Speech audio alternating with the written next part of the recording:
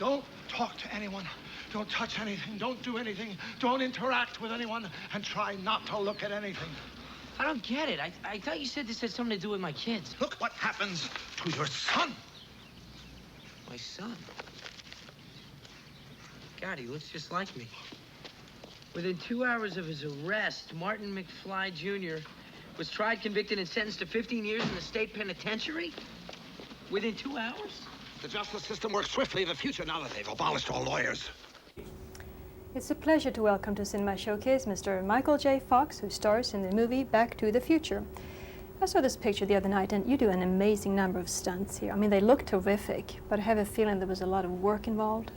Yeah, there was a lot of work involved. A lot of credit goes to a guy named Charlie Crowell, who's worked with me for a long time, about 5 years, and anything that looked like I might have died, Charlie did. But I really enjoy the physical part of it, and it's a lot of fun with Bob, because Bob's shots are so well thought out, to find ways that I can incorporate myself into them, if it's a physical thing, and to say, how can we really sell that this is me?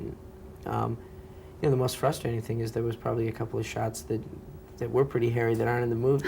So, but I enjoy it. Was it any more difficult than the other to set up and execute? Than the first one? No, any of the stunts. For instance, that tunnel sequence. Yeah, a lot of that stuff was pretty wild, because we did a lot of stuff with cranes and with wires. I think that the hoverboard stuff was pretty difficult, and we did a lot of stuff on a catwalk above a stage, climbing on a ladder that was, in terms of being semi-dangerous, was fairly, was up there. But after a while, your body just kind of gets into a pain zone that it just stays in. So you're not even registering what's more difficult than anything else, or what hurts more than anything else. You're just kind of raw all the way. You're not afraid of physical challenges. I understand you barely survived Casualties of War, for instance. Yeah, I don't know. I just, I like, you don't know you're alive unless you're almost dead, I guess. Well, some actors say that the physical challenge of a part helps them to get in touch with the character. Do you agree with that?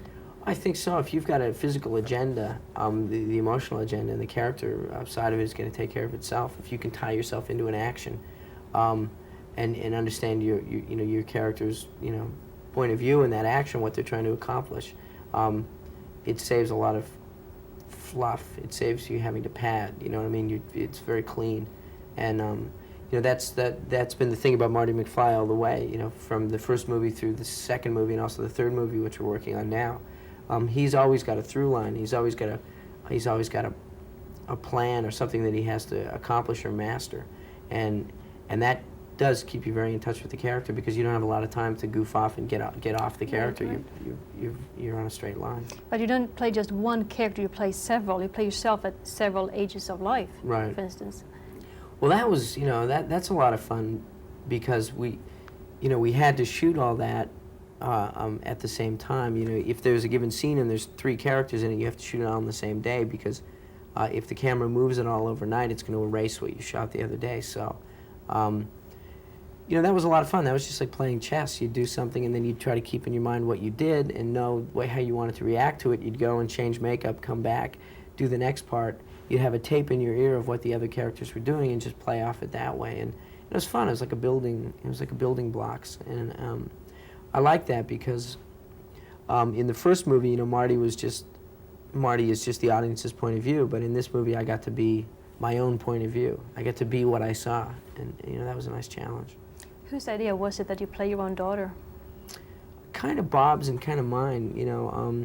It's so well done. I didn't recognize you. Well, that's good. Actually, I should deny that it was me, but if there was an actress who looked like me, we would have signed her on and she would have done it. But there wasn't one, and we wanted to play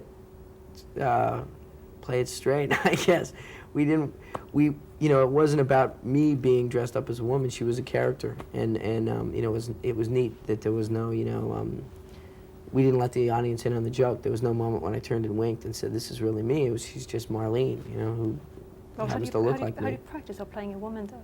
Do you look at your wife, or? No, I talk to my wife a lot, and I talk to other women that I know, and I watched, you know, a lot of teenage girl movies, and, you know, I had an excuse to do that. And, you know, I had to explain to people why I had, like, you know, Little Darlings and, you know, all these movies in my trailer. People thought I was, you know, like Foxes and all these movies. People thought I was nuts. We are out of time. Thank you so much. My pleasure. for Thank these you. minutes.